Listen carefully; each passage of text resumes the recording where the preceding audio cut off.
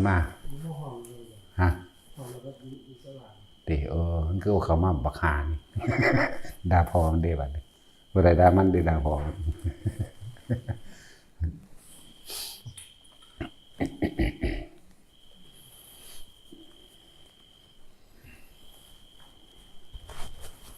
นั่นล่ะฟังไว้เห็นความสำคัญของคำว่าสามัคคีแล้วบ่บาดนี้เห็นความสำคัญของคำว่าให้รักกันดุจดั่งแขนขาอวัยวะเดียวกันนะบ่อย่าพึงว่าให้กันเรื่องนั้นเรื่องนี้ต้องบอกว่าการว่างจิตเป็นกลางมันบ่ทันได้ถึงพวกเฮานั่นดอกบ่ซั่นสิเน้นย้ำอยู่ตลอดบ่ว่าให้รักกันดุจดั่งแขนขาอวัยวะเดียวกันเนี่ยเมื่อถึงเวลาและเหตุการณ์จริงมามันก็เป็นจังซี่แหละที่พวกเฮาเป็นอยู่เดี๋ยวนี้เนี่ยเป็นความสำคัญมันบ่บาดผู้นั้นเป็นนี่เป็นนั่นคือบอกให้ดูแลรักษาซึ่งกันและกันผู้นั้นเจ็บไข้ได้ป่วยแบบนั้นแบบนี้เบิ่งกันเด้อเนี่ยบางพวกมันคอมเมนต์ว่ามันว่าอยากรู้ที่มาของที่ดินนะอยากรู้ที่มาของที่ดินก็สิเว้าให้ฟังกับพวกมันนั่นแหละว่า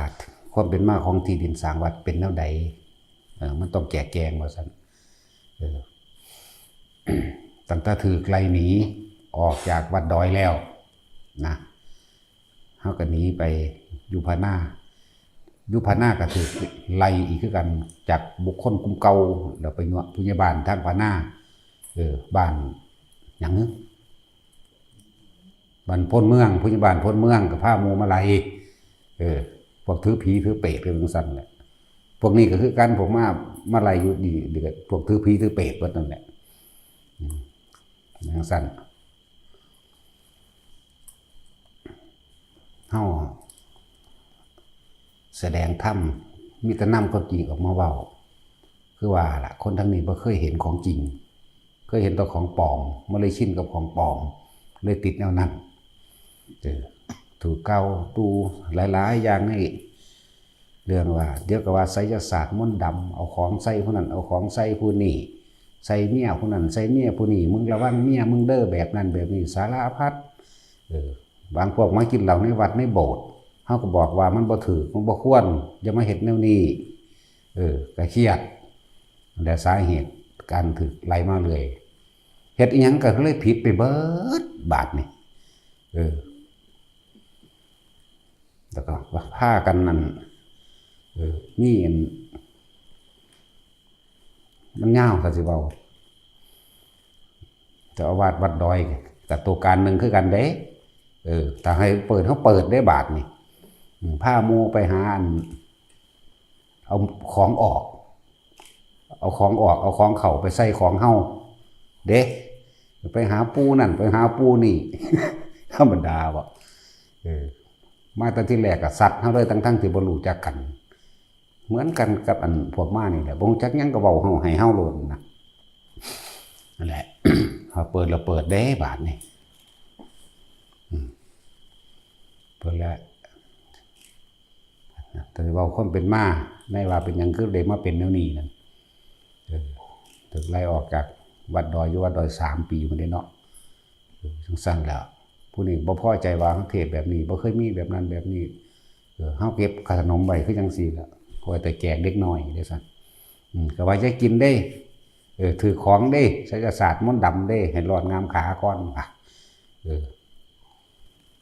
จังซั่นแล้วไหลมาเรื่อยพวกยายเตยพวกตาเหย้าพวกยายหยูยายเตยยายหยูตาเหย้าแล้วก็ไผอีกแน่ละมันหลายชื่อซื้อเขาบ่ได้แนวที่เริ่มกุเรื่องกันมาเรื่อยมันยังคือพุ่มๆบ่ยิน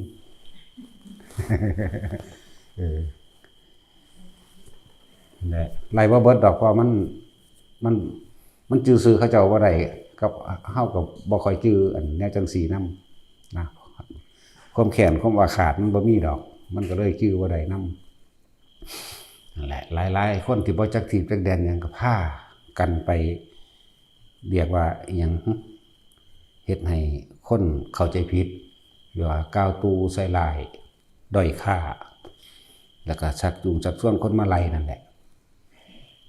สั่นไล่ก็หนีไปนะนี่ไปอยู่พะหน้าก็ยังนำไปพะหน้าอีกอยู่เด้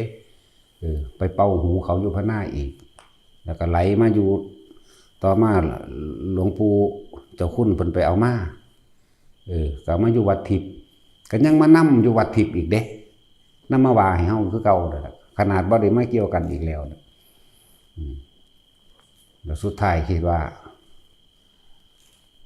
ออกพรรษาแล้วก็สิไปแต่งของไว้เรียบร้อยแล้วล่ะบาดนี้เขาก็เลยเห็นนั่นประกาศไทยถอนคืนหรือเขาอื่นอย่างประกาศขายที่เขายึดจังซี่นะอยู่ในธนาคารธกส.นะนี่ฟังเด้ออยากรู้ที่มาของที่ดินเขาประกาศไทยทอดตลาดบางสิล่ะเนาะเขาผู้เจ้าของเดิมเจ้าของเก่าเขาเจ้าว่าไทยแล้วเขาเจ้าเงินไทยแล้วในราคา600,000 กว่าเนี่ยเนาะ650,000ประมาณนี้นะมันก็ว่าไรแล้วบาทสลึงมันก็ชื่อว่าไรแม่ยิ้มจันท่าการบุตรปรึกษากับหมู่พวกแล้วเรียบร้อยก็เลยเอาใบหน้าของตัวเองไปไทยเอาเงินสดออกมาก็เลยได้ไทยเอาที่ดินที่เขากำลังเป็นปัญหาอยู่เดี๋ยวนี้แหละไทยเอาที่ดินของนางประยงไทยออกมาแล้วในราคา650,000หรือ600,000ได้ละประมาณนี้ที่ว่าได้จำนวนทั้งเบิดดอกไทยมาแล้วนางประยงก็เลยเรียกว่ามอบอย่างก็คืออุทิศหรือว่าอนุญาตมอบถวายให้สร้างเป็นสำนักสงฆ์มีเบิดละเทิงลายมืออย่างของเพิ่นเขียนไว้อะไรนี่คือที่มาที่เฮาไปไทยออกมาที่นี่ก็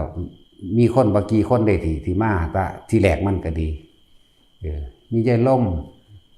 มีตาจุ้ยมีพ่อใหญ่เขียวมีพ่อใหญ่ยายร้อยพ่อใหญ่อีฟพ่อกองนี่ประจำอยู่แล้วพ่อใหญ่เล็กนั่นแหละที่มาบางกี่คนดอกที่มาเฮ็ดนำที่แหลกนะจะจังค่อยๆทยอยมาที่หลังดอกนั้นตาสินตาสินฮิปโปแต่กี้บ่มีหยังเฮาใส่มักยกก็ห่างๆมีดผ้าก็ห่างๆลอกก็ห่างๆทางกันเราเองโดยมือนี่แหละอยู่2ตะกี้กับบอกพี่บาไล่จังซั่นแล้วทางเฮ็ดไปเรื่อยยายร่มก็เทิงถางไปนำเทิงไห้ไปนำมันสิเป็นไปได้บ่มันสิเป็นไปได้บ่เทิงไห้เทิงถางนี่คือที่มาบามันมาแบบใดมันมาแบบเฮาไปไทยออกมาจากธกส.เด้อเวลาสิถามมันนั่นอันนี้นั่นน่ะอย่ามาถามตั้งแต่ว่าใบอนุญาตอยู่ไหนผู้เขาเฮ็ดผู้เขาขุดขี้อยู่นี่มันเมื่อยมันเหือออกมันน้ำตาไหลมันได้ทุ่มเทบัดจิตบัดใจที่มาถามเอาตั้งแต่หลักการกฎหมายนั้นอันนี้หลายสุดท้ายแล้วก็คือว่าเฮาก็เลยขอจัดตั้งสร้างเป็นสำนักสงฆ์เดินเอกสารครบเบิดทุกอย่างนั่นแหละเอกสารเฮาบ่ว่าสิอิหยังประชาเขาเอิ้นประชาอิหยังก่อนประชาคมเฮาก็ผ่าน 2-3 หมู่บ้านพุ่นแหละประชาคมก็ผ่านแล้วก็จนสำนักพุทธคือผอ.สำนักพุทธนายหยังก็ชื่อซื่อเพิ่นบ่ได้มาเป็นผู้ประกาศเปิดให้ป่าไม้ก็มาสปก.ก็มากรมการปกครองหรือผู้ใหญ่บ้านผู้ใหญ่บ้านมื้อนี้ก็มาทุกคนแหละจนว่าอนุญาตว่าให้เปิดได้เฮ็ดไปโลดนะเฮ็ดไปโลดบัดนี้เอกสารเฮาก็ครบหมดทุกอย่างนั่นแหละ เฮาส่งไปแล้วเปิดเมื่อเท่าใดก็วันที่29สิงหาคมบ่29สิงหาคมพศ2563นั่นแหละพอสำนักพุทธเพิ่นเป็นผู้มาประกาศเปิดให้จัดตั้งสร้างสำนักสงฆ์ให้นั่นคือท่านสำนักพุทธเพิ่นก็มาอยู่แล้วก็หมู่ทางเจ้าคณะจังหวัดอำเภอและตำบลมอบให้เจ้าคณะปทุมราชเป็นผู้แต่งตั้งหลวงพ่อเป็นผู้เจ้าสำนักสงฆ์มากับอาจารย์โน่มาเป็นประธานทางสงฆ์นำทั้ง4แหละ และเอกสารทุกอย่างเฮาส่งครบเบิด7ฉบับเขาสิมาถามคนเอาเฉพาะที่ว่าต้องได้รับอนุญาตหรือคืนที่สปก.แบบนั้นแบบนี้แล้วให้สปก.อนุญาตต่างหากนี่คือปัญหาที่มันเป็นกันอยู่เดี๋ยวนี้คำว่าปี63มันกับกฎหมายคนละฉบับแล้วท่านสำนักพุทธว่าเรียบร้อยแล้วท่านอบต.นายกอบต.ก็ว่าเรียบร้อยแล้วว่าได้เฮ็ดหยังอีกจะจบแล้วเฮ็ดไปแล้วแต่ว่าบัดนี้คนมาใหม่คือหัวหน้าป่าใหม่มาใหม่กับลูกจ้างป่าใหม่มาใหม่ด้วยความที่ว่าคนในบ้านนั่นแหละที่บ่พอใจเฮาอิจฉาริษยาเฮาตะกี้เฮาอยู่วัดดอยสร้างเรื่องกุเรื่องไว้ให้เฮาเบิดทุกอันทุกอย่างนั่นแหละเฮ็ดอีหยังก็สร้างผิดเบิดสำหรับเฮานั่นแหละที่นี่คือความเป็นมาคร่าวๆวันนี้เฮาสร้างมาเปิดวันที่29สิงหาคม2563พวกเฮาก็พากันใส่มือเฮาพวกเราเองถางมาเรื่อยๆคอยปลูกคอยเฮ็ดมาเป็นเวลาถึงนี่เป็นปีที่5แล้วมาเฮ็ดนะเอกสารทุกอย่างก็เดินครบไปแล้วแต่ว่าเป็นเรื่องอันนี้อยู่เพราะว่ามีคนบ่กี่คนเด้4-5 คนนึงเด้มาพยายามยุยงให้เกิดกรณีผิดพลาดอย่างต่างๆซึ่งพวกเฮาบ่มีความผิดอีหยังและผู้ใหญ่บ้านหนองตะไคร่ก็ประกาศแล้วว่าบ้านเฮามี2วัดทอนั้นมีเฉพาะวัดดอยกับวัดบ้านทอนี้บ่เกี่ยวกันห้ามบ่ให้ไปเลี่ยไล่อย่างต่างๆบ่ให้เกี่ยวข้องกันนี่เฮาก็ถือมตินั่นแล้วก็เฮาบ่เคยไปเลี่ยไล่เลยบ่เคยมีเลยในการไปหาเลี่ยไล่กับไผใดๆทั้งสิ้นพวกเฮาสร้างไปโดยลำพังพวกเฮาเลยใส่มือถากถางเอาไปเรื่อยของเฮาไปเรื่อยนี่แหละจังค่อยมีเป็นขึ้นมาเองสร้างมาเป็นเวลา4 ปีแล้วหาก็มามีปัญหานี่ความเจริญได้เกิดขึ้นเนาะถนนหนทางเฮาก็เฮ็ดมาเฮ็ดปีกายนี่เนาะพูดแต่ทางตากทางเขาวัดดอยบ่ได้มีงบประมาณใดๆของทางหน่วยราชการใดๆทั้งสิ้นแม้สลึงเดียวบ่มีเลยแล้วก็หน่วยราชการต่างๆบ่มีการเข้ามาเยี่ยมชมบ่มีเลยจักบ่มีเลยตะกี้มีหมู่นี่ล่ะพ่อใหญ่อีดพ่อใหญ่เขียวใจล่มพ่อใหญ่กองใหญ่เล็กผู้สำคัญก็เลยคือสำหรับนายช่างก่อช่างนะพ่อนายยังเกาะแพงใจหรือแพงโคตรบ่หรือแพงโพดบ่แพงโพดพ่อนายแพงโพดแพงโพดแล้วก็ยายคำใดไม่มีสมองยายจอยบ่มีสมองนามสกุลนั่นคือไม่มีสมองเนี่ยพวกนี้มาเห็นมาตะเริ่มต้นแรกแต่ผู้สำคัญน่ะคือแม่ยิ้มนั่งจันทากาลบุตรนี่เป็นผู้เอาเป็นผู้สละที่ดินเจ้าของเองไปไทยถอนออกมานั่นนะคือผู้นี้นี่ผู้สำคัญเขาก็เลยเอาผู้นี้แหละมาเป็นตัวสำคัญอีกผู้หนึ่งในการทำลายเฮานะอีกอันหนึ่งโดยการคอยก้าวตู้ใส่ไหลเป่าหูชาวบ้านชาวเมืองจนถึงที่สุดว่าหน่วยงานราชการต่างๆถูกคนที่อิจฉาริษยาเนี่ยไปปลุกปั่นด้อยค่าหรือหาวิธีสิว่าเฮ็ดผิดกฎหมายนะปี63กับปีนี้มันคนละเรื่องกันแล้วเด้อและเอกสารทุกอย่างเฮาส่งครบเบิดสิมาหาใบอนุญาตอยู่ไหนคนที่เขาเหงื่อไหลขย้อยนี่แหมคนที่เขาเมื่อยคนที่เขาทุ่มเทนี่ แล้วก็ถูกการกันแกล้งต่างๆถูกไล่ถูกสารพัดแต่สิหาเรื่องใส่นี่ไม่ต่ำกว่า20 ครั้งเด้จนว่ามันทนบ่ได้แล้วนี่ไม่ต่ำกว่า20 ครั้งคิดเบิ่งเด้อคนที่อยู่ในสถานอาการนี้กับคนที่แค่ไปฟังความผู้อื่นมาความเดียวข้างเดียวนะฟังความข้างเดียวมากลับมาถามเฮาใบนั้นอยู่ไหนใบอันนี้อยู่ไหนกับคนที่มันลงมือฟันใหม่ฐานปลาดับดำยกขุดนี่ไงอันใดมันเป็นตาเสียใจหรืออย่างกว่ากันนะกับพวกทำงานเรื่องโตะมาถามเอาต้องความผิดถูกมาบอกตัวเรื่องกฎหมายเนาะกฎหมายจังสั่นกฎหมายจังสี่โอ้ยแล้วบ่เล่งเห็นประโยชน์บ้านเมืองเจ้าของแท้ๆแล้ว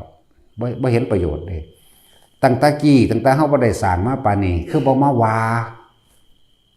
คือบ่ว่าแต่ที่แรกว่าบ่ให้สร้างแม่นบ่ล่ะคือบ่เว้าซั่นคือบ่มาขัดคือบ่มาขวางอีหยังปีที่แล้วที่หนักๆที่ใส่หน่วยงานราชการมาเป็นเครื่องมือแล้วก็เลยว่าที่มาของที่ดินคือไปไทยออกมาจากธกส.เดี๋ยวก็หาเรื่องว่าห้ามซื้อขายเขาซื้อขายกันทั่วประเทศนั่นแหละมาหาเว้าบิดเบือนนั่นนี่แหละนี่คือความจริงกฎหมายไม่อนุญาตนั่นจังซี่หาแต่เรื่องคำว่ากฎหมายนั่นแหละแต่ความเป็นจริงน่ะมันซื้อขายกันทั่วประเทศนั่นแหละให้เขาเฮ็ดแล้วก็ให้เขาเฮ็ดไปตัวยิ่งเขาทำประโยชน์นี่ยิ่งน่าสนับสนุนเด้เนาะบัดเขาไปเฮ็ดรีสอร์ทคือบ่ไปว่าเขานะพูดถึงเรื่องภูเขาแล้วก็เมื่อเลือกกระทำแบบเลือกปฏิบัติอย่างแต่กับเฮาผู้เฮาสร้างประโยชน์ไม่ที่ใดมาก็ได้มาจากศรัทธาของผู้มีศรัทธาเขาสิมาแบบใดเฮาไม่รู้แต่ว่าเฮาได้มาโดยสุจริตบ่ได้มาโดยการไปหาลักหรือได้มาโดยการไปขอร้องให้มาบริจาคอีหยังเลยดิเขาเจ้าเป็นผู้มีศรัทธาเขาเจ้าก็เอามาเองนี่คือเรื่องใหม่ที่ป่าใหม่มันมาหาวิธีเดี๋ยวก็หาวิธีเรื่องจับไม้มั่งต่อไม้มาอยู่ไสแบบใดให้เฮาไปค้นหาให้กระสูเป็นป่าไม้สูคือบ่ไปค้นเอาเองสิกูค้นให้กูบ่ฮู้จักกูบ่รู้จักฮอดคนถวายซ้ำจังซั่นแล้วนั่นแหละเว้าไปตามความจริงเฮานี่แหละที่เฮาเป็นนี่แหละเฮาเป็นผู้อยู่เฮาเป็นผู้เฮ็ดเฮาเป็นผู้สร้างแท้ๆให้อยู่บ่ให้อยู่ให้ลื้อให้หนีเบิ่งดูห่าจังซั่นแล้วนี่เว้าความจริงเด้มันบ่ได้แต่งเรื่องขึ้นมาเว้าเด้แล้วตามที่มันเป็นน่ะยายล่มก็หาบน้ำหดต้นหมากมีนำหมู่นั้นแหละยายล่มยายจอยหาบน้ำหดต้นหมากมีหมากลิ้นจีซื้อมาเบี้ยละ20 บาทเป็นหมากเบิดแล้วบักใหญ่แล้วเดี๋ยวนี้จั่นเลยหมากมีก็หมากมีหิเขียวจังซี่แล้วปลูกปีเดียวมันก็เป็นหมากบาดนี่ก็เลยเอิ้นจังซั่นเขาเรียกว่ายายเกี่ยวเป็นผู้ปลูกก็แม่นยายเล็กเขี้ยวกว่าอีกเขายายเล็กมันขึ้นรถไฟมาคิดฮอดผู้บ่าวตำรวจสมน้ำหน้าตกนรกทั้งเป็นนั่นนรกเห็นบ่เพราะงี้กองน่ะว่านรกเจ้ากรรมนายเวรถึงสั่นแล้วนั่นแหละกว่ามันสิเป็นมาปานนี้แล้วเนาะเพราะมันธรรมดาเด้พวกเฮาต่อสู้กันมานั่นแหละเว้าที่มาว่าที่ดินมายังไงโอ้ยกูก็เฮ็ดเอาเองบ่เป็นดอกมันเกิดเอาเองที่ดินก็เลยกูก็เกิดที่หลังขี้ดินนี่เนาะเว้าคืออยากเอากฎหมายมาสู่ได้กันนี่มาแบบนั้นแหละที่ดินคนที่เขาเป็นหนี้มันเป็นตะตกใจเด้เนาะเขาเป็นผู้ไปไทยมาเนี่ยป่านนี้ก็ร่วมกันแล้วก็คอยไทยหนีมาเลยแล้วก็มีผู้ที่เขาเห็นคุณค่าของศาสนาเห็นคุณค่าของธรรมะเป็นคนที่อยู่สกลนครเป็นหยังละผอ.โรงพยาบาลสกลนครเนี่ยเพิ่นมากับแม่น้อยมาหูเรื่องแล้วเขาเจ้าเลยมาไทยที่ดินที่ขึ้นให้แม่ยิ้มหรือนางจันทาการบุตรเด้เป็นผู้เป็นหนี้ร่วมแล้วทั้งหนี้ที่ยืมออกมา หมายถึงหนี้ที่เพิ่นยืมเงินเก่าของเพิ่นเองอย่า400,000บ่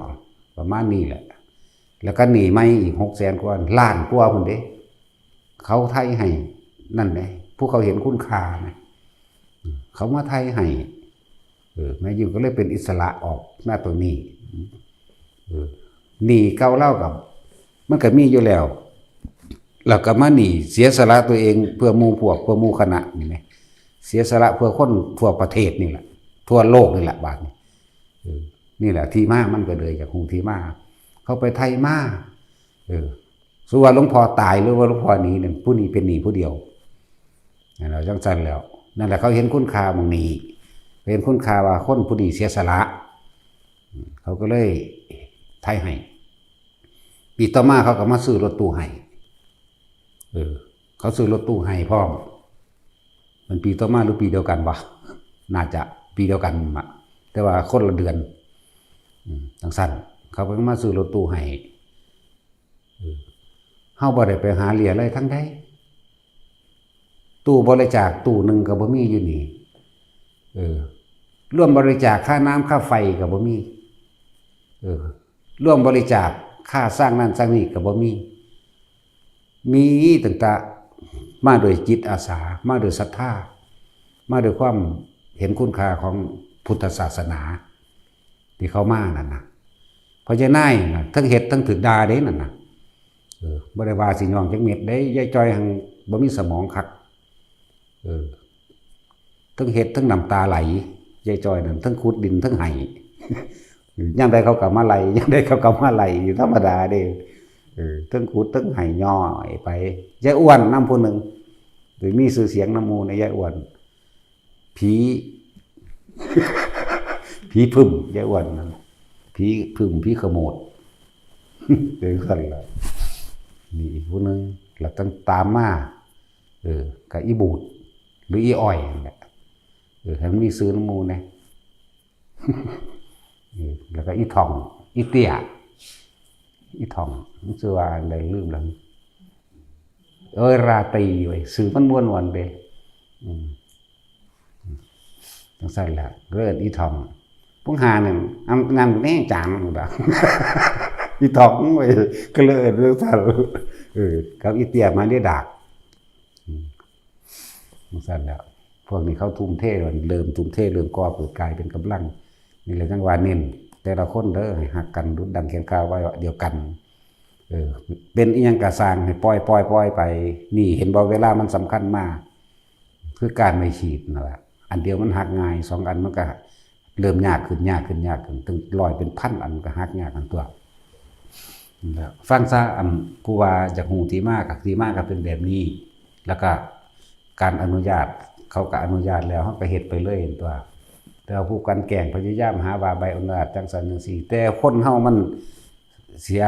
สละเหงื่อแรงกายตลอดทั้งทุ่มเทบัดใจทุ่มใส่ทั้งชีวิตพุ่นเด้บ่ธรรมดาเด้ที่บอกกว่ามันจะเกิดขึ้นมาจังซี่ได้เนาะ มันสมควรหรือว่าผู้ใดเข้ามาแล้วสิมาอยากบอกกันใหญ่กว่ากันโลดคือบ่เฮ็ดมันเสมอกันอันนี้เลยว่าว่างจิตเป็นกลางซะต่อมาก็ไหลเข้ามาเรื่อยปุกปิกเจ้าของร้านทองมันบริจาคเท่าไรมันหอบปากหลายล้านอยู่เด้นั่นนะบริจาคหลายด่าซ้ำหลายคนที่มาบริจาคแต่ว่าถึกด่ากันนะปานนั้นว่าเขาเป็นพุทธธุรกิจเบิ้งธรรมดาวะบริจาคเท่าไรล้านห้าจังสิมึงมีหลายปานนั้นว่าอีห้านี่ผู้นี้มันบ่ได้ธรรมดาเด้ว่าจะสั่งคือหยังนี่ว่าเป็นหยังราคาว่าไปของมันไปก็เลยปานนั้นว่าให้ลูกศิษย์ลูกหาไปเลียไล่ว่าซั่นเบ้ยตั้งแต่วัดก็บ่เคยเข้ามาหนทางย่างไปพุ่นไปพี่ก็ยังบ่ฮู้จักเป็นพุทธธุรกิจโอ้ยกูอยากหัวนั่นแหละหลายอย่างอยู่ดอกตั้งว่าพวกเฮาฮู้จักระบบบาดนี้ที่ไปที่มามันไปอยู่ไสเขาก็ไปไล่ไปไล่มาแล้วมาอยู่หม่องนี้ซ้ำมาอยู่หม่องเก่านี่แหละแล้วไปพระนาเขาก็ไปไล่อยู่เฮือนพญากองรายการพรรษาเด้จักว่าล่ะแล้วก็กลับมา หลวงพ่อเจ้าคุณใหญ่เจ้าคุณหลวงพ่อโอเฮานี่แหละว่าให้อยู่วัดอันยังล่ะว่าวัดเพิ่นเองนะบ่วัดอันเจ้าคณะจังหวัดอยู่เดี๋ยวนี้ไหมวัดสำราญถ้าว่ามันอยู่ในเมืองผมบ่อยู่หรอกในเมืองเวลาไปอยู่วัดทิพย์กับอาจารย์โน่ก็ไปอยู่วัดทิพย์นำอาจารย์โน่ปานนั้นก็ยังนำไปไล่เฮาอีกอยู่ไม่ไล่ดีไล่กูมาอยู่แมงไกลๆนี่ละบาดนี่เห็นบ่ ก็เลยว่าอยู่จังซี่คนอิจฉาก็อิจฉาไปจังสั่นเด้มันธรรมดาเด้แนวนี้หาเรื่องใส่เฮาไสยศาสตร์จังสั่นจังซี่พากันเที่ยวไปพุ่นไปพี่เด้มันมีหัวหน้าอยู่ หัวหน้าเป็นนักบวชจังเด้เป็นธรรมดาเด้เปิดหน้าได้บาทนี่มันเก่งหลายก็เลยเก่งไปอยู่ทั้งในนั่นแหละแทนที่สิศึกษาพระธรรมแทนที่จะทำกิจวัตรของตนแทนที่สิร่วมกันเป็นอันหนึ่งอันเดียวกลับมาเกิดความอิจฉาริษยามันธรรมดาเด้ผู้นำนี่บ่ธรรมดาเด้อผู้นำนี่เด้อทางเสียไปบักขนาดนักเด้แต่ทางดีก็ดียังไงเหมือนกันนั่นแหละเดี๋ยวก็พาเขาไปหาหมอไสยศาสตร์บอกหมอนั่นหมอนี่หลวงพ่อนั่นก็เป็นหมอไสยศาสตร์ด้วยบักฮานั่น คือว่าใส่หูดากก็ได้อยู่วะเนาะกูหอดบ่หูเมืองอย่างไปเรียนมาไหม ไปเรียนมาไหมเด้อละไปเกิดไหมซะก่อนไปเรียนมาไหมโอ้ยธรรมดาดีนั่นแหละถ้าได้เว้าแล้วเว้าเด้บาดนี่อยากว่าล่ะตะกี้เขาเว้าเขายังรักษากันอยู่จะไปเฮ็ดเพิ่นอย่างบ่มีผู้เฝ้าวาดมันหายากคือยังคนเฝ้าวัดบ้านนี่เพราะบ้านนี่เก่งที่สุดเป็นเอตตะคะเลิศทั้งไล่พระ ไล่ไปไล่มาบ่มีผู้ใดอยู่ไปเอากลับขึ้นมาแล้วไล่ไม่ก็มีเด้ ธรรมดาบ่นั่นแหละเขาเลยถือเป็นของเล่นนั่นแหละจึงบอกให้หมู่ภิกษุนักบวชทั้งหลายบวชเข้ามาแล้วให้ตั้งใจศึกษาพระวินัยให้เดินตามรอยศาสดาคือพระวินัยเพราะว่าเฮาเป็นผู้นำทางจิตวิญญาณถ้าเฮารู้พระวินัยแล้วแล้วก็ธรรมะนี่อันเป็นหนทางที่เพิ่นบอกไว้แล้วมักมีองค์8หรืออริยสัจ4ฝึกหัดปฏิบัติตนเองถึงได้พอเราก็เป็นผู้นำที่ดีได้อย่าให้ไทบ้านเป็นผู้นำถ้าไทบ้านเป็นผู้นำโอ้ยก็จังซั่นเลยเห็นบ่ล่ะพอเอาวัดอยู่ในบ้านจักไผแต่บ่พอเอาเบิดแม่นบ่ล่ะหลวงยาก็อยู่วัดหลวงยาก็อยู่บ้าน หลวงยาก็คือผู้จัดการวัดเห็นบ่ล่ะจังซั่นเลยนั่นแหละจึงว่าเฮาเป็นหยังเฮาคือบ่ยอมให้มาขอพระเฮาบ่ให้เด้เอาไปเป็นชีขาพวกเจ้าข่อยบ่ให้เด้ออยากเอาพระไปอยู่จำพรรษาพ่อได้กฐินหวาเรื่องสั่นก็มีบ่ล่ะเฮาบ่ได้มีเด้กฐินอีหยังก็เลยเขามาขอเฮ็ดทึบๆอยู่บ่ให้เฮ็ดถ้าเฮ็ดมันสิให้เฮ็ดอยู่ดอกแต่ว่าเฮ็ดพร้อมกันเป็นเจ้าภาพเหมือนกันเสมอกันเบิดแต่ก็เป็นเรื่องผ้าบ่แม่นเรื่องเงินอีกเหมือนกันกับเฮาเฮ็ดผ้าป่านี่แหละผ้าป่าโบราณผ้าป่าแค่ปีใหม่ก็สากใจคนจะไปลงไหลกับอันปีใหม่หลายลองสละความเคยชินออกมาแน่ซื่อๆเด้ผ้าป่าเฮาก็บ่แม่นผ้าป่าว่ามีเจ้าภาพเด้เป็นเจ้าภาพตนเองเป็นโตของตนเอง บ่ได้เอาเงินมาเป็นใหญ่สั่นแล้วจังว่าเน้นย้ำหมู่พระภิกษุสงฆ์บวชเข้ามานำเฮานี่ต้องอ่านพระวินัยอริยวินัยศึกษาต้องแท้ได้นั่นคือเครื่องรักษาเจ้าของเองเจ้าของก็ต้องรักษาตามนั้นคู่กันกับการปฏิบัติต่อบัดนี้ปฏิบัติเฮาก็บ่แม่นวิธียากแค่อยู่กับลมหายใจดวงลมหายใจเบิ่งความคิดเจ้าของถ้ามันคิดหนีไปหาผู้นั้นผู้นี้ก็กลับขึ้นมาคิดหาลมหายใจใหม่เอาไปเอามาอยู่นี่แหละประกอบกันกับเลยพระวินัยตัวพระวินัยก็เลยเอิ้นว่าเป็นศีลการปฏิบัติก็เลยเอิ้นเป็นสมาธิเพื่อให้จิตตั้งมั่นปัญญาก็เลยเกิดเห็นความเป็นจริงตามความเป็นจริงเห็นตามความจริงคือสัจจะปัญญาก็ดีเฮาจึงเน้นนี่ถ้าเฮาฝึกหัดตนเองดัดตนเองดีแล้วเป็นแล้วมันก็สามารถนำผู้อื่นได้บ่ไปตกใต้อำนาจชาวบ้านทุกมื้อนี้ชาวบ้านเป็นผู้นำ นักบวชเด้นั่นแหละเขาจึงบ่พอใจเฮาบ่พอใจเขาว่ามันบ่เคยมีแนวนี้ว้ายเขาสิเว้าแต่ก็เก่ามาติหลวงปู่ขาวก็เคยอยู่หัวตะพานนี่นึงเด้กับพวกนี่ละไลเป็นรุ่นๆไปหลวงปู่ขาวอารานาโยอยู่ทำความเพียรนั่นนะเคยอยู่แถวนี้เด้หลวงปู่จวนก็เคยอยู่วัดสำราญก็ออกมาภาวนาแถวนี้ก็ถึกไล่เหมือนกันไล่ไปดีๆเด้อว่าธรรมดาเด้อพวกเจ้าเอ๋ยไล่หลวงปู่อยู่แต่ว่านี่คนสิวจักซื้อเลยเว้าแนวนี้แม้กระทั่งท่านพอลี่อโศการามก็ถึกเด้ผ่านแถวนี้จักว่าล่ะมันบอกว่ามันเป็นตะแคนว่าซั่นมันเป็นตะจับปาดข้อแมงเบิดตัวนี่สภาพดีๆเด้ล่าสุดหลวงปู่แสงก็อยู่ใกล้ค่ำนี่ใกล้ๆเฮาได้15 กิโลนึงเด้จากนี้ไปเห็นว่านี่ไล่ไปเลยมา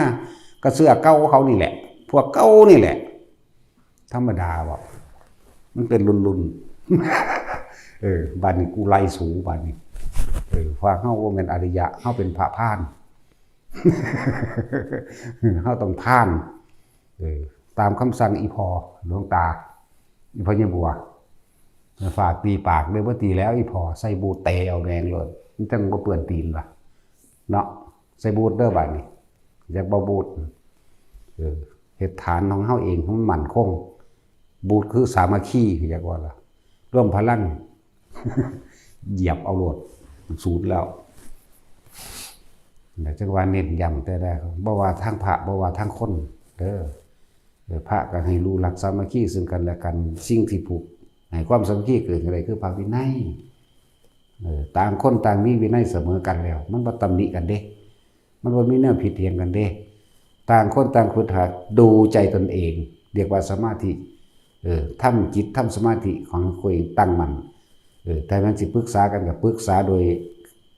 ปฏิบัติปรึกษาโดยอารมณ์ของการปฏิบัติโดยทำเด้ส่วนปัญญาก็ต้องปรึกษากันคนสิถอดถอนไปได้คนสิรู้เห็นแบบใดแบบนึงก็ว่าไปนี่เด้วันนี้ว่าภิกษุสามเณรเฮาเองเป็นหนึ่งเดียวกันได้มันเอาหยังมาทะเลาะกันนี่หมู่คนที่เดินทางเข้ามาฝึกหัดปฏิบัติก็เหมือนกันเบิ่งผู้อยู่ก่อนเบิ่งศึกษากันไปแล้วอย่าเพิ่งเว้าเพิ่งว่าให้กันแม่นผู้เว้าผู้ว่าเฮาก็เตือนแล้วเตือนอีกเตือนแล้วเตือนอีกจักเท่าใดครั้งนั่นแหละถ้ามันเลยเถิดเกินไปแล้วเฮาจังให้หนีเด้การไล่หนีหรือการไล่ออกจากวัดเป็นความเมตตาถ้าอยู่นานๆมันจะบาปมากขึ้นเหมือนกันแล้วก็เฮาบอกของบางอย่างมันก็ต้องทำให้สิ้นซากถือว่าเป็นความเมตตาถ้าเขาอยู่นานๆเขาจะเพิ่มพูนบาปมากขึ้นและทำให้ผู้อื่นเดือดร้อนด้วยเข้าใจป่ะล่ะนั่นสั้นแล้วมันมีอย่างที่กว่านี้อยู่ดอกที่พวกเขา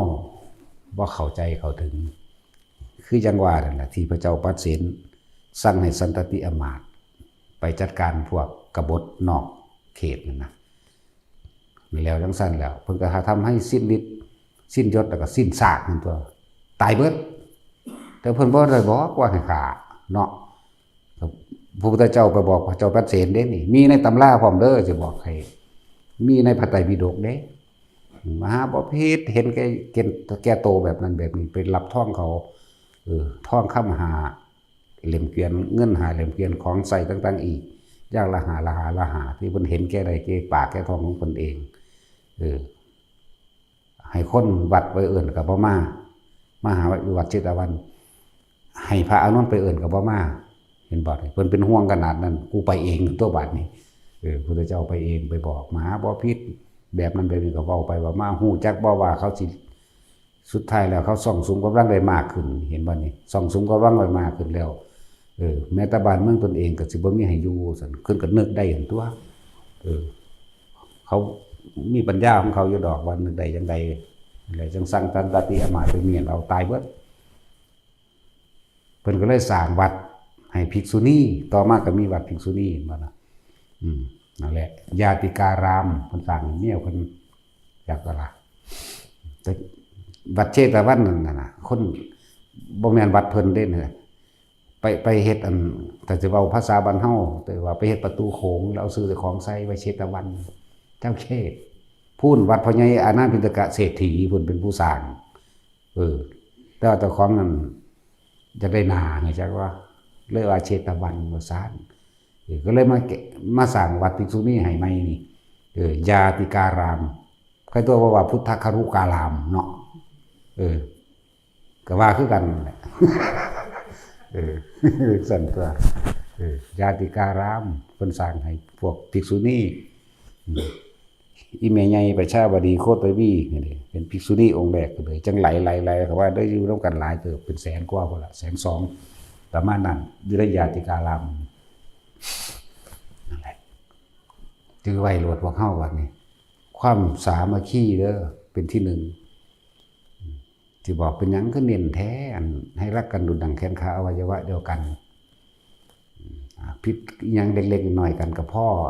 อย่านั้นถ้าตกลงกันได้กับพ่อพวกเฮาเห็นบ่เวลามีเหตุการณ์เป็นจังไดบัดสิไปอวดเก่งคือนกพิราบพวกนั้นบ่ได้ตายเบิดบ่ล่ะสิไปอวดเก่งคือนกพิราบตะกี้มันมีกำลังหลายเห็นบ่เฮ็ดหยังกัสนะได้ใน 1,500 ตัวบัดนี้เพิ่นว่าเพิ่นเก่งเพิ่นแวกออกมาแต่เพิ่นเองเห็นว่าสร้างความแตกแยกออกมาเพิ่นถือกับดักเขาเอาแม่มึงคือว่ามึงบินได้เอาแม่มึงคือว่ามึงเก่งเห็นบ่ถิ่มโยนความผิดความถูกให้กันเห็นบ่แล้วซั่นแล้วเขาฆ่าตายเบิดน่ะจื้อไว้ จังว่ากว่าสิมาถึงวันนี้มันบ่แม่นธรรมดาดอกเพื่อเขาเสียสละกันมานี่แหละเรียกว่าบุญและกุศลทั้งหลายที่พวกเขาเสียสละร่วมแรงร่วมใจกันมามันสิส่งเสริมเองเพราะว่าบุญอีหยังกุศลอีหยังสิสู่สาธารณะอันเป็นกุศลประโยชน์โดยพรหมวิหาร4อันนี้แหละพรหมวิหาร4ในโตไปเลยบ่ซั่นสิพาบ่พาเฮ็ดหยังล่ะปลูกต้นไม้ขุดบ่อน้ำสร้างถนนสร้างศาลาที่พักแจกอาหารกับคนทุกข์ยากจนตลอดตั้งให้การสนับสนุนโรงเรียนอย่างต่างๆอันนี้แหละบุญอันนี้แหละมันที่ส่งเสริมเขาเองจึงบอกว่าเฮ็ดนั่นเฮ็ดอย่าเอาหยังเด้อทำไปเถอะมันสิปล่อยว่างเองดอกนะบ่ได้เฮ็ดเอาชื่อเสียงบ่ได้เฮ็ดเอาว่าอยากเป็นนั่นเป็นนี่บ่ได้เฮ็ดเอาเพื่อให้ความร่ำรวยท่านให้ขาดสละให้ขาดจึงถามยายจอยอยู่เลยกูสั่งอีนั่นยาวของมัน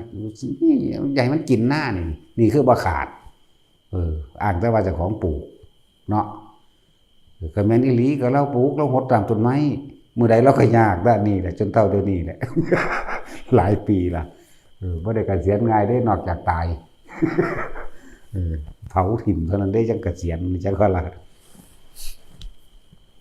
นี่คือความเสียสละของทุกๆคนนี่จากคนเมื่อกี้คนหนึ่งอีกผู้หนึ่งมันบ่มีผู้ใดปกป้องหลวงพ่อหลายแต่ยกความดีให้มันได้อีเปิมมันเป็นตีนเปิมหรอกนี่ เอาเกิบใหญ่ให้ปานใดก็สั่งยังบ่ได้อยู่เอาย่างแมงจังซี่จึงสมชื่อว่าซั่นเปิม เปิมแปลว่าไม่ใส่เกิบเด้อ ซั่นแล้วอีเปิมได้สักจูงตาสินมากกับฮิปโปนั่นบ่แม่นตาสินกับฮิปโปสิมาเอาเองเด้บ่มีสมองเด้ทั้งสองผัวเมียแล้วไปเลียนน้ำตานี่รู้จักกันล่ะรู้จักว่าแท็กซี่สองผัวเมียไปเลียนน้ำตาอีเปิมนี่เป็นผู้สักจูงขึ้นมานั่นล่ะบ่ซั่นก็ไปเป็นแมงมุมเป็นอันให้อยู่น้ำกกยางนั่นแหละ อีหลีนั่นแล้ว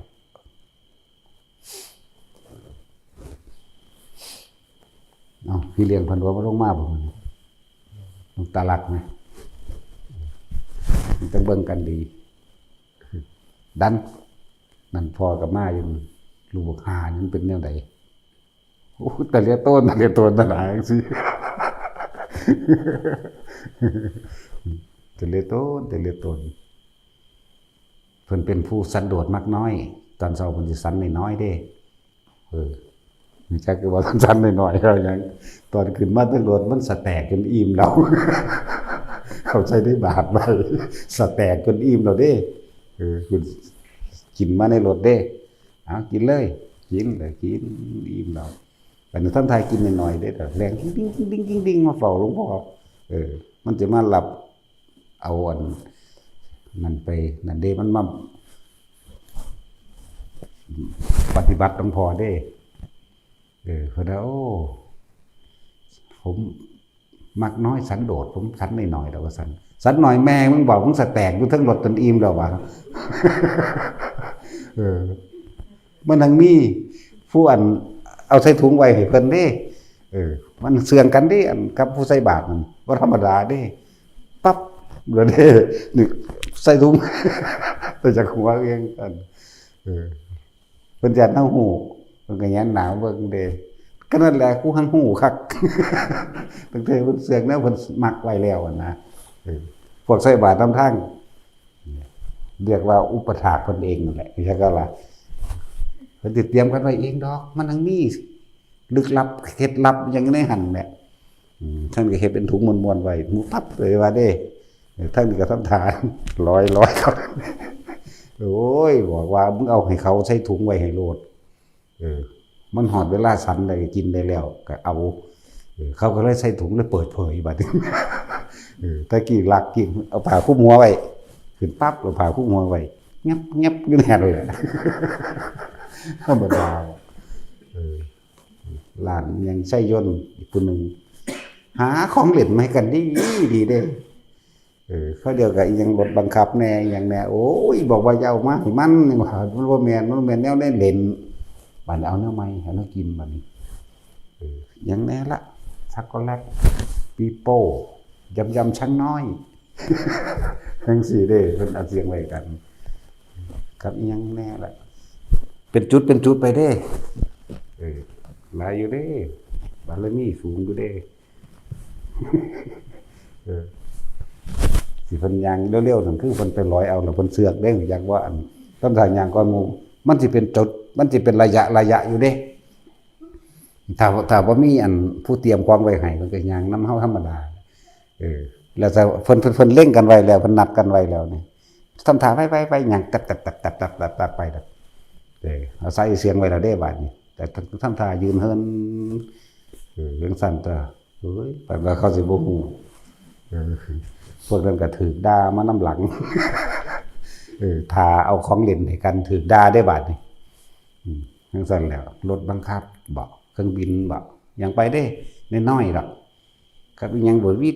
ดหัวยังมันบ่เอามันอีว่ากูสิเล่นให้เบิ่งฟาดทิ่มตัวมันบ่แม่นแนวเล่นแต่นักกินบ่เป็นหยังมันเศร้าแล้วฉันได้แล้วนั่นแหละหัวดีอยู่เด้หั่งดีขี้โกงเด้หัวดีขี้โกงเพิ่นญาติพระนั่นนี่ติเพิ่นไปหาอสคนดีเด้เซลนั่นเซลคนนี้เขาเรียกประกาศตีเขาว่าคนปวดหลวงพ่อปวดแน่เนี่ยคุณฟ้ามือใส่พันดีบ่แม่นเด้อนำเบิดนั่นแหละแต่บ่ขนมมันเซานี่แต่ว่าป้อนคนละคำมีบักอ้วนผู้เดียวบ่กินคุณหมูจูบผูบอยู่พุ่นนะโมอ้วน2นะโมอันนี้นะโมน้อยนั่นนะโมอ้วนอุ่นหมูจูบผูบอยู่โอ้ยอ้วนมึงเอาลงจากกล่อง18กล่องครับโอ้ยมึงเอาไปหาแม่มึงผัดนั้นมึงบ่แม่นเอาเป็นนั้นว่ามือใหม่มาเอา10ลดลงมาเหลือ8ต่อมาบอกเอา2กล่องก็พอหมู่บ้านบ่เอาเลยนั่นก็จังซั่นตัวคอยบอกไปตัวมันบ่ท้องเสียบ่มันกินนมหลายปานนั้นแหมเนาะธรรมดาเด้กินหาแมงยังหลายคักกว่าบาดนั้น18กล่องวันนี้ตัวมึงเอาบังไดใส่สั่นแล้วมันทั้งนี้ดอกแนวตลกโกบขันมันมือหนึ่งบนเสืองนั่นใดบ่แล้วปวดยางมาหอดเครื่องกลางหลุดปัวเป้งมื้อนึงบ่มีทางไปที่มันเห็นแล้วมือนึงเดือมันเอาเสียงไว้ทั้งข้างอันนี้ปกไว้เด้เพิ่นเอาผ้าอาบน้ำปกไว้ แม่บ่อ้วนว่ะ จักสอบของมึงเปิดเบิ่งกูดูสัตว์กองอาหยะอยู่จักมันยังกันแล้วก็ขอฝึกหัดไปเลยเว้ยของเข้าบ้านทันได้ฮู้คอยฝึกดัดไปจังซั่นแล้วมันก็บืนเพราะมันอยู่ดีนั่นคือพวกเข้าล่ะคอยบืนคอยฝึกคอยหัดไปนั่นแหละจังว่าให้เห็นบัดให้เห็นหยังเห็นความสำคัญของคำว่ารักกันดุจดั่งแขนขาอวัยวะเดียวกันเด้อจะมีผู้ใดอวดดีอวดเก่งใส่กันบ่ว่าภิกษุบ่ว่าฆราวาสเหมือนกันวางจิตให้รักกันดุจดั่งแขนขาอวัยวะเดียวกันพวกนี้ก็คือกันคนเฮาก็เกิดมาหากินซ้ำตายนึงดอกบ่มีหยังดอกอันใดสิ่งใดสิมันเป็นประโยชน์ให้เฮ็ดบัดนี้หรือว่าประโยชน์ของสาธารณกุศลเด้เฮาเฮ็ดได้นี่บ่แม่นแค่ว่าประโยชน์สาธารณประโยชน์เฉยๆก็ยังบ่แม่นเลยสาธารณประโยชน์และกุศลสิว่าสาธารณกุศลก็ได้นี่เป็นการทรงพรหมวิหารที่สร้างพรหมวิหารชีในตัวเองว่าวิธีวางจิตเฮาจะขุดน้ำบ่อกอศาลาหยังก็แล้วแต่เฮ็ดถนนหนทางให้ความอำนวยความสะดวกสบายตลอดทั้งดูแลรักษาคนป่วยคนไข้ซอยเหลือน้ำท่วมซอยเหลือหลายๆอย่างที่เฮาเฮ็ดมานั่นแหละแต่ว่านจิตให้มันขาดออกความเป็นเจ้าของคือว่าท่านแล้วจะหวังผลในท่านจะมีจิตผูกพันในผลแห่งท่านจะมุ่งการทั้งสมในความอยากได้อยากดีอยากมีอยากเป็นบ่ต้องผู้ใดว่านจิตแนวนี้เป็นติตายแล้วเข้าสู่พรหมกายิกาเมื่อหมดอายุจากพรหมกายิกาเข้าสู่อนาคามีข้ามขันได้พวกเจ้าเอ๋ยก็ธรรมดาเนี่ยว่างให้มันเป็นเลยบ่ต้องขอพวกฟังนั่นก็คือกันแต่เก่าเฮานี่ว่าตั้งแต่ท่านนี่ยังเขาขอนั่นแลกนี่โดนที่เป็นบ่ล่ะขอนั่นขอนี่แลกนั่นแลกนี่ เราความจริงมันได้ตามที่ขอเด้ขอที่แรกอยู่ถ้าบ่มันบ่ได้พร้อมหลายๆหม่องที่ไปสอนกันตามนี้ก็ขอเอาเด้ออธิษฐานเอาเด้อมันบ่ถูกต้องเด้อมันเป็นการสร้างภพใหม่ไว้แล้วตอนที่เฮาขอความคิดของเฮาจิตของเฮาไปปรุงแต่งไว้ว่าอยากได้รถแบบนั้นอยากได้บ้านแบบนี้อยากได้สวรรค์วิมานหรือเกิดไปพบพ่อเป็นผัวเก่าเมียเก่าเป็นพ่อเป็นแม่เป็นลูกกันอีกเกิดพบได้ชาติใดให้พบพ่อพุทธศาสนาก็ว่าซื่อๆพบพ่ออยู่แท้ๆมันก็ยังบ่รู้จักพุทธะอยู่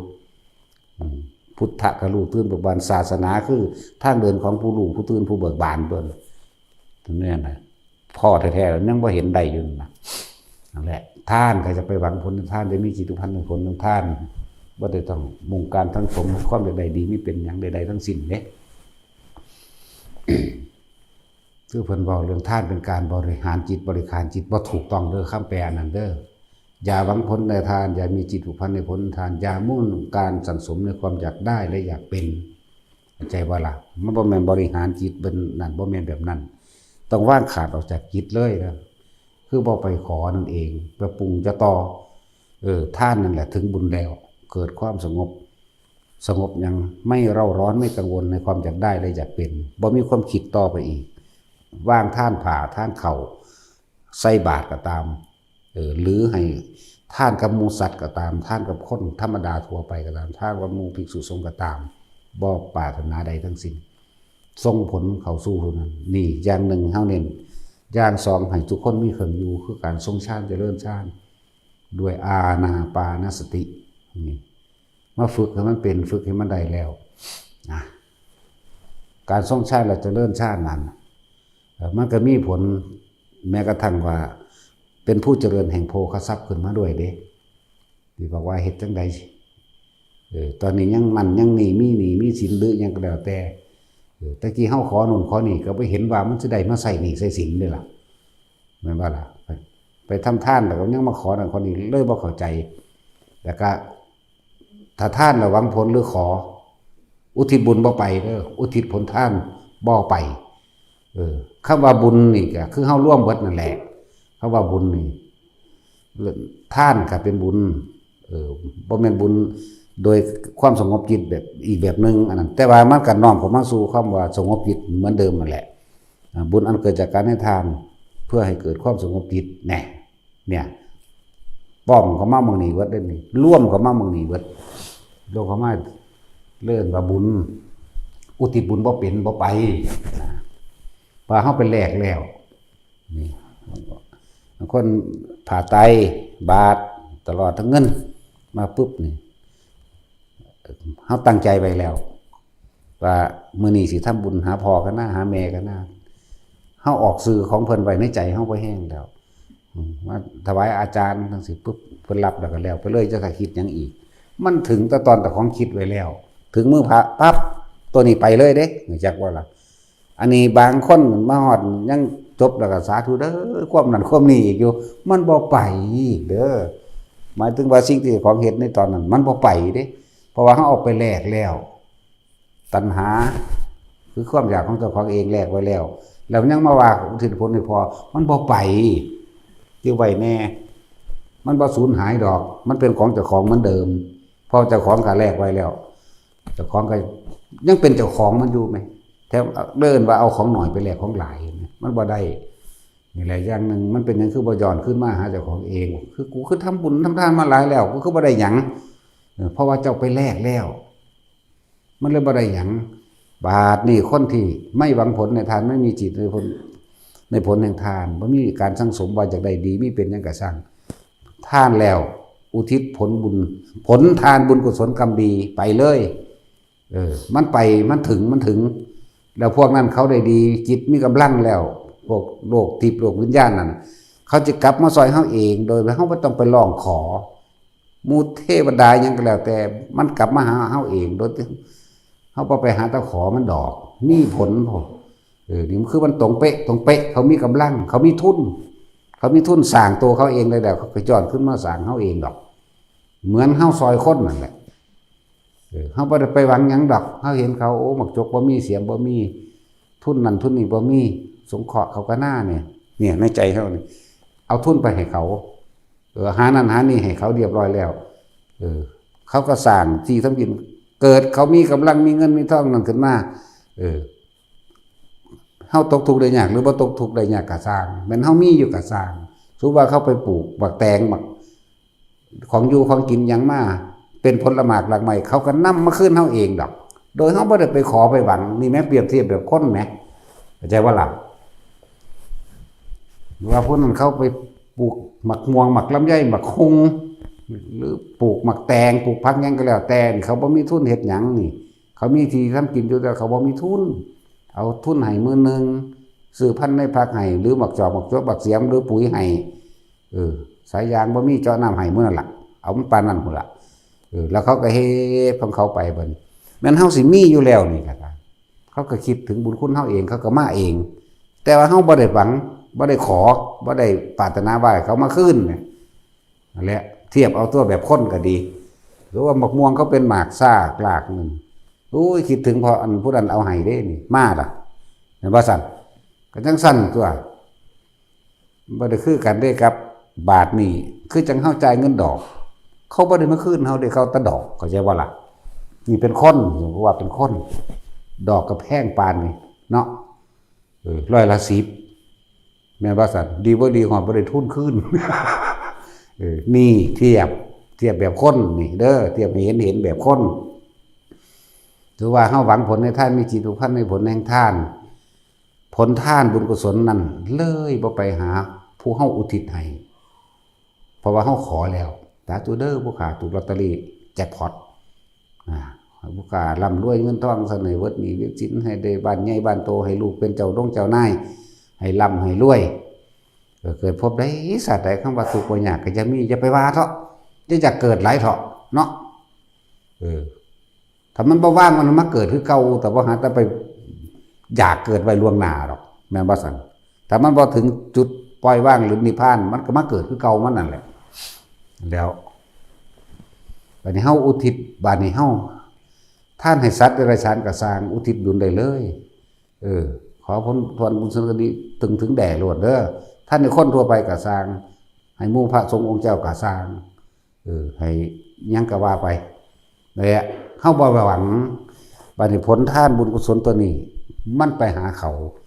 าก็เกิดมีกำลังเหมือนกันกับเฮาเอาลงทุนให้คนเฮ็ดการเกษตรนี่แหละเขาก็มีขึ้นมาเรื่อยเขาก็กลับมาซอยเฮาเองโดยลึกลับเองดอกบาดนี้ นี่สำหรับการวางจิตในการท่านเด้อท่านตัวนี้เขาก็เฮ็ดอยู่แล้วคำว่าผลทานบุญกุศล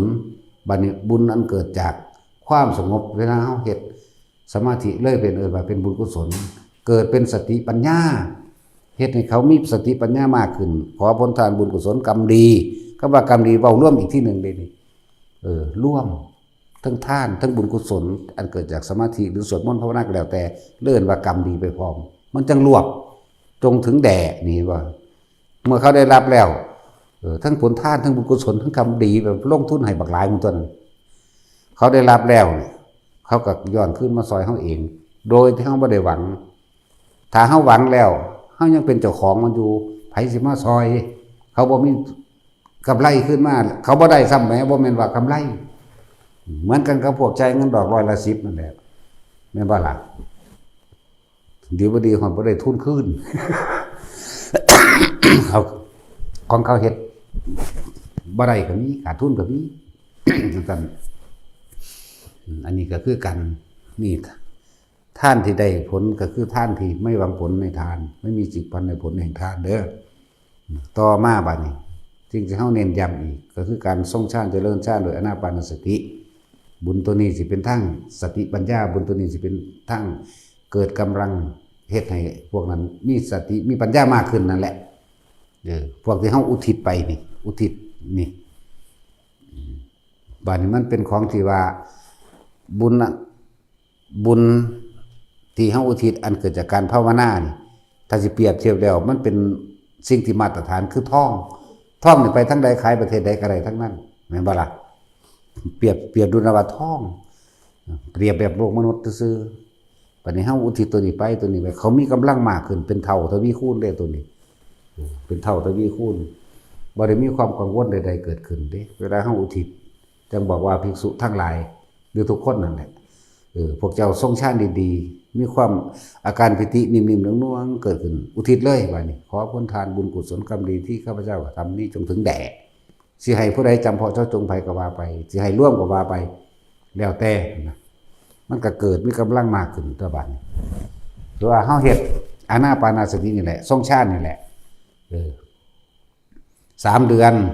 นที่4เริ่มเห็นผลเด้อเราสิค่อยๆผู้มีหนี้ก็ค่อยๆใส่ไปเรื่อยผู้บ่ทันได้มีอีหยังมันก็สิค่อยมีไปเรื่อยดอกนี่แหละจังว่าเหตุแห่งความเจริญแห่งโภคทรัพย์ด้วยอานาปานสติเพราะว่าหยังเวลาเฮาอุทิศตัวนี้มันเป็นตัวมาตรฐานตัวการทรงฌานตัวนี้ให้เจ้ากรรมนายเวรได้รับเมื่อเจ้ากรรมนายเวรได้รับแล้วอโหสิกรรมให้แก่เราเหมือนกันกับเฮาใส่หนี้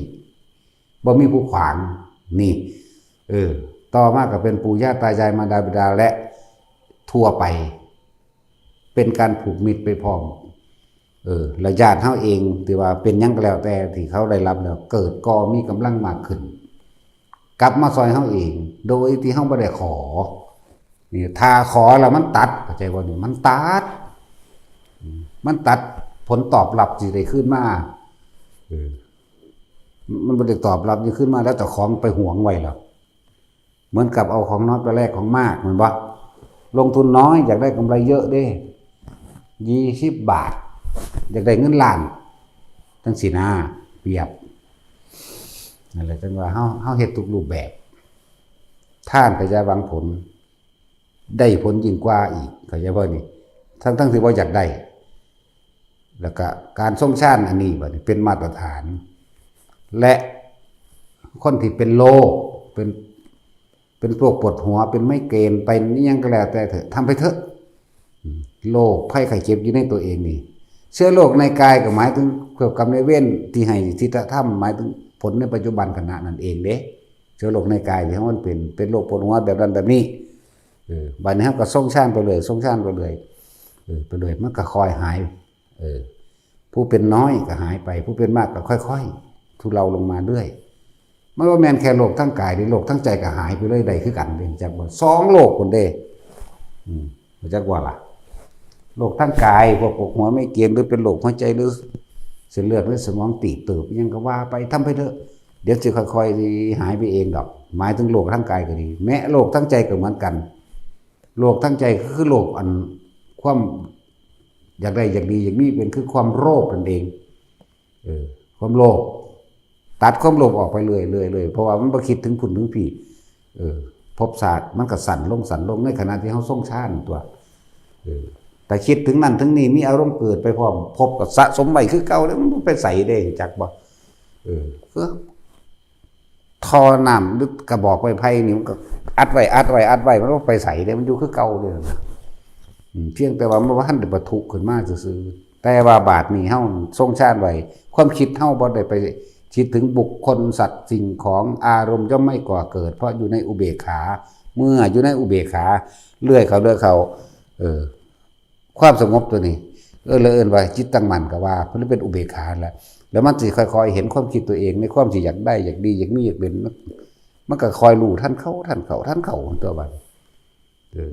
จังนั้นแหละว่ามันได้ตั้งหลายอย่างทั้งเหตุเป็นเหตุให้เกิดเจริญแห่งโภคทรัพย์เลยบางสั่นมีอยู่มีกินมากขึ้นสุขภาพแข็งแรงก็ดีขึ้นเห็นมั้ยนะไปทั้งใดก็ปลอดภัยต่างๆและบัดนี้บุคคลผู้ใดเจริญอานาปานสตินี่มารทั้งหลายย่อมทำอันตรายไม่ได้แม้นหมู่เทพเทวดามารพรหมทั้งหลายย่อมไม่อาจสามารถให้ผลกับเราได้หรือทำอันตรายไม่ได้เป็นที่หลบภัยอันดีที่สุดก็ว่าจักว่าล่ะนี่แหละแต่เฮาตาดีเฮาก็เห็นดอกมันสิเป็นวงรอบในว่าหนึ่งของผู้ทรงฌานสิเอิ้นอย่างนึงว่าผลสมาบัติก็ว่าที่มันรักษาเฮาที่มันออกนวงๆมันคืออาการปิตินี่ก็เลยเอาตัวอาการนวงๆนี่เป็นปิติมาเป็นตัวยืนยันว่าเป็นผู้ทรงฌานเจริญฌานหรือเว้าอย่างนึงว่าจิตหนึ่งเพ่งอยู่ในอารมณ์ที่เป็นหนึ่งนี่เรื่องวันนี้ยังสิสู่จิตหนึ่งรู้สึกตัวก็ว่าไปถ้าเฮาอยู่ในตัวเองนี่กายเวทนาจิตแท้ๆอยู่ในตัวเฮาเองนี่แหละแล้วอานาปานสติก็ต้องอาศัยกายลมหายใจเนี่ยคือกายในกายอันหนึ่งแน่ถ้าเฮาคิดถึงลมเข้าลมออกลมเข้าอยู่ต่อเรื่อยๆปิติมันก็เกิดนั่นเมื่อปิติเกิดก็เอิ้นเวทนาในเวทนาเป็นอุเบกขาเวทนาเนี่ยมันจะเกิดขึ้นได้คือหมายถึงไม่คิดที่จะมีอารมณ์กับสิ่งต่างๆที่เฮาไปคิดถึงมันบ่คิดถึงอารมณ์มันบ่เกิดเมื่ออารมณ์มันบ่เกิดแล้วพบมันก็หยุดอยู่ซั่นซะก่อนอยากว่านี่มันหยุดซะก่อนมันเป็นอุเบกขาอยู่เข้าใจว่าแท็กซี่มันบ่อยากได้รถมันบ่อยากได้ทองมันบ่อยากได้บ้านมันบ่สร้างบ่นั้นบ่ฮักผู้นี้เลยอุเบกขาอยู่นี่ทำบ่อยทำมากจนเกิดความคิดมันก็เกิดขึ้นว่าจิตมันก็ตั้งมั่นเมื่อมันตั้งมั่นแล้วมันระวังกระทบกระทั่งถ้าเฮามีความกระทบกระทั่งแล้วบัดเฮาก็คิดเอานี่แหละเว้ยถ้าตอนกูอยู่นี่กูอยู่ในร่มบังอยู่ในอุณหภูมิบังมันสบายกว่านะกับการไปคิดเว้าพื้นผู้นั้นเว้าพื้นผู้นี้ซอกๆแซกๆเดี๋ยวก็หักเดี๋ยวก็สั่งนี่นี่มันก็คอยเห็นตัวมันจะคอยเห็นไปเลยเมื่อจิตตั้งมั่นเรียกว่าสมาธิจิตตั้งมั่นอันนั้นอันนี้มากระทบแล้วมันก็บ่หวั่นไหวเองดอกแต่เฮาอยู่เรื่อยๆมันบ่หวั่นไหวเด้บัดนี้บ่หวั่นไหวก็แปลว่าบ่คิดบ่นึกในความอยากได้อยากเป็นหยังนั่นแหละบ่หวั่นไหวก็ดีทั้งที่เห็นอยู่ได้ยินอยู่นี่รูปรสกลิ่นเสียงสัมผัสกระทบทางกายมันบ่คิดบ่นึกมันก็บ่หวั่นไหวอันตัวเมื่อมันบ่หวั่นไหวก็เรียกว่าสังขารุปเปกขยานก็ว่าเห็นสิ่งทั้งหลายทั้งปวงคือเขามากระทบจักว่าล่ะมันก็เลยบ่คิดบ่นึกเลยรู้เท่าทันความคิดเลยเอิ้นว่าสังขารุปเปกขายานสังขารุเปกขายาน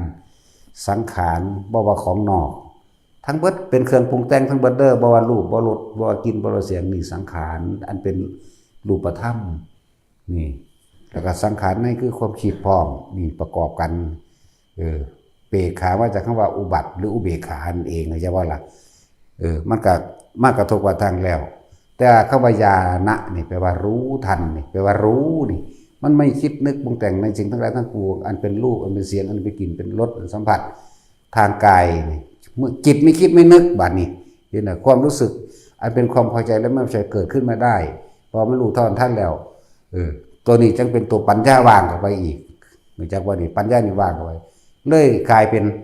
อาสาวะขยะญาณอารมณ์ย่อมเกิดขึ้นไม่ได้ เพราะไม่มีอารมณ์อันไปข้องเกี่ยวถ้ามันบ่ข้องเกี่ยวอารมณ์มันเกิดได้มันคือมันบ่คิดมันเองอารมณ์เลยเกิดมาได้เรียกว่าอาสาวะขยะญาณทิ้งอารมณ์ไปเห็นนะดังนั้นแหละทิมอารมณ์ไปได้แล้วขยะแปลว่าทิ้งคำว่าขยะกับมาตาพุ่นเด้บ่แม่นมาตั้งเอาอยู่นี่เด้นั่นตรงกันบ่ล่ะกับภาษาเฮาเนาะเอาขยะไปทิมในโถเนี่ยแต่ว่าขยะในใจนี่คืออารมณ์คือบ่ทิมนี่บ่ล่ะดังนั้นตัวนี่ขยะในใจคือบ่ทิมว่าขยะนอกคือทิมอยู่เนาะนั่นแล้วก็เลยบอกทุกคนว่าฝึกไปเถอะเรื่อยๆซะก่อนได้จากได้สัมพันธ์หลายดังนั้นตัวเฮ็ดไปเรื่อยๆก็เลยเอาความรู้สึกในความพอใจและไม่พอใจนี่มาเป็นเครื่องวัดมรรคผลของตัวของเองมาเป็นเครื่องวัดขอปฏิบัติของตัวเองมาเป็นเครื่องวัดผลว่ากูละอารมณ์ได้มากหรือน้อยเร็วหรือช้านะอารมณ์นี่แหละมาเป็นเครื่องละนี่ตัวเห็นมันอยู่นี่นะผู้ใดก็เคยโมโหผู้ใดก็เคยดีใจแต่ยังดีใจและโมโหอยู่บ้านได้ละยังได้มากจากว่าละก็คืออยู่กับความสาความเร็วของไผ่ของมันทำให้มากทำให้บ่อยทำให้ชินเถอะมันก็ดูเขามันก็คอยละของมันเองละนี่มันเฮาบ่ได้ละดอกมันสิละเอาเองเฮามีหน้าที่สติแปลว่าระลึกนึกถึงหรือคิดถึงลมหายใจมั่งอยู่กับลมหายใจเข้าออกมั่งอยู่กับอุณาโลมหรือปิติมั่งจิตหนึ่งเพ่งอยู่ในเป็นหนึ่งหรือรู้สึกตัวทั่วพร้อมเข้าใจเข้ามารู้สึกตัวเด้อไผบัดนี่แต่ละคนเด้อรู้สึกตัวเนี่ยเอาตัวนี้เป็นตัวรู้สึกตัวเป็นเบื้องต้นที่เฮาฝึกกันถ้ามันอยู่ในวางหากก็อยู่เลยรู้สึกตัวในตัวทั้งที่ตาก็เห็นอยู่คิดอยู่พูดอยู่แต่ความรู้สึกตัวยังอยู่ในตัวนี่แหมเอิ้นว่าจิตหนึ่งก็ว่ารู้สึกตัวก็ว่านั่นแหละ คือเว้าเทศอยู่เดียวนี่ก็ยังรู้สึกโตอยู่เด้จักว่าล่ะมันหังรู้สึกอยู่พี่มันโล่งมันโปร่งมันเบาอยู่พี่บ่อยู่นี่เฮามันชินแล้วให้มันขึ้นนี่มันก็ขึ้นได้อยู่นี่ก็ได้อยู่กลางหัวก็ได้ลงตรงกันอยู่ลิ้นปีก็ได้อยู่ระหว่างสะดือได้เบิดก็มันเป็นแล้วมันไหลลงไปน้ำแข็งน้ำขามันก็เป็นแล้วมันได้เบิดแล้วฝึกยังว่าฝึกนั่นแหละก็เรียกว่ารู้สึกตัวจังซี่ล่ะพบมันบ่ไปเกิดเมืองอื่นดอกยังขี้ไล่ยังน้ำต่ำก็เพราะมันโลกกันแล้วกันหน้าจากว่าล่ะแม้นสิไปมันก็ไปมันสิยากหยังประสานสั่นแม่นบ่ล่ะบ่ยากแล้วของกูมัน30 ปีแล้วเนาะอันผู้หาใกล้เฮ็ดนั่นแหละอย่าจักทอเพิ่นหลายไปคิดเบิ่งนะว่าพระพุทธเจ้าทั้งนั้นตัวพวกเขาหาก็ต่อออกมานี่6 ปีเพิ่นได้สิว่าเพิ่นสิบรรลุได้แม่นบ่สั่นโอ้บ่ขายังบ่ได้ดอกท่านนั่นถ้ามันได้แล้วก็สิมาฝึกเฮ็ดหยังเนาะเป็นตัวเฮ็ดจังซั่นหลวงปู่หลวงตาเฮาแต่ละองค์นะถ้าเว้าเรื่องปฏิบัติก็ซึ่งหลวงตาเฮานี่9 ปีเต็มๆเด้หมายถึงออกปฏิบัติจังได๋นั่น9 ปีพุ่นเด้อันตอนเพิ่นเรียนอยู่เพิ่นบ่ว่าแต่เพิ่นก็เฮ็ดของเพิ่นอยู่ดิจิตสงบแบบนั้นเป็นแบบนี้อยู่เด้สว่างไสวแบบนั้นแบบนี้ของเพิ่นแต่เพิ่นเอาเริ่มออกเดินทางไปพ่อใหญ่ปู่หมันนี่เพิ่นนับเอาจังซี่ได้จังว่า9 ปีรวมแล้วเป็นเท่าไหร่เอาแต่บวชมานี่10 กว่าปีเด้ตอน1 2 3นี่13 ปีรวมแล้ว13 ปี14 ปีอยู่เด้ปู่หมันทั้งโดนตัว20 กว่าปีเด้อนั่นแหละเขาก็อวดเก่งยังกระดอดเนาะ27 ปีเลยได้ขันนั้นนี่แล้วโดยความห่วงจากโบราณห่วงลูกหลานของเพิ่นเองนั่นแหละเพิ่นต้องสอนจังซั่นแล้วบัดนี้เพิ่นไปเร่งรัดเอาของเพิ่นข้าวเดียวนึงเด้ล่ะบาดนี้ข้าวเดียวก็อยู่ทำดอกค่ำเด้แต่ว่าตามประวัติของเพิ่นได้โสดาบันตยุพีแล้วต่อมาเพิ่นไปได้ยังสกิทาคามามีอยู่สากลบนแดนนาคามีอยู่เนาะคอนายก แล้วก็อรหันต์ได้ยุทำดอกค่ำนั่นสิสั้นแล้ว โดยความเด็กยังประพงในการห่วงมูสอนมูอยู่เด็กยังสั้นก็มันเลยสายังสั้นละ20 กว่าปีเด้ออีผู้ใหญ่เฮาน่ะอุ้ยจักเฮากับไผดอกจักจักยังปุ๊บอยู่นี่ซึ่งลึงอยู่ไปก็เลยมันบ่จักเนาะจักสิเฮากับไผเฮาผู้เดียวก็ได้วะ แล้วจักว่าบ่ต้องไปเร่งไปรัดอีหยังกับมันดอกความอยากของเฮาน่ะสิเป็นอุปสรรคของเฮาจักบ่ล่ะโลโภธรรมนังปริปุณโถความอยากของเราจะเป็นอุปสรรคแห่งความสงบแห่งเราบุญก็คือความสงบคือบุญนั่นแหละจักบ่ล่ะความอยากของตนนั่นแหละจะเป็นอุปสรรคของตนคือว่าบ่ต้องไปตั้งสัจจะสัจเจออีหยังดอกตั้งสติอย่างเดียวโลดสติกับลมหายใจตั้งสติแปลว่านึกถึงคิดถึงก็ว่าระลึกก็ว่าอยู่ในลมหายใจเฮานี่แต่ปิติเกิดก็อยู่ในนี้แหละถ้ามันเคลื่อนขึ้นหัวก็อยู่รู้สึกตัวว่าอยู่บนทั้งหัวความรู้สึกตัวอยู่ในกายเหมือนเดิมผมรู้สึกตัวระหว่างทับกายผมรู้สึกตัวอยู่ระหว่างสะดือก็ว่าไปนั่นเลื่อนไปได้เบิดนั่นแหละถ้ามันเป็นล่ะแต่ว่าจะจักเลื่อนหลายเด้อจักเลื่อนคือเพิ่นที่บัดนี้ผมคือบ่เห็นลงว่าซั่นโหเสือสิจับความรู้สึกไหลไปไหลมาได้มันพอแห้งเด้เข้าใจบ่ล่ะคือจังสิโยกจังซี่แต่เฮาปล่อยโยกมันก็โยกไปเลยเด้เนี่ยเนาะบ่ได้เฮ็ดเนี่ยปล่อยซื่อๆเด้เนี่ยแต่เฮาหยุดก็ใส่ความรู้สึกหยุดแต่เฮาใส่ความรู้สึกนี่ไหลเลื่อนไปมันได้เข้าใจบ่ล่ะสั่นตัวเฮาปล่อยได้มันจังเป็นนี่เฮาหยุดไว้มันก็หยุดเด้แต่ความรู้สึกหยุดนี่มันก็ละอย่างเฮ็ดมันจิตแล้วก่อนโอ้กำลังอย่างตลอด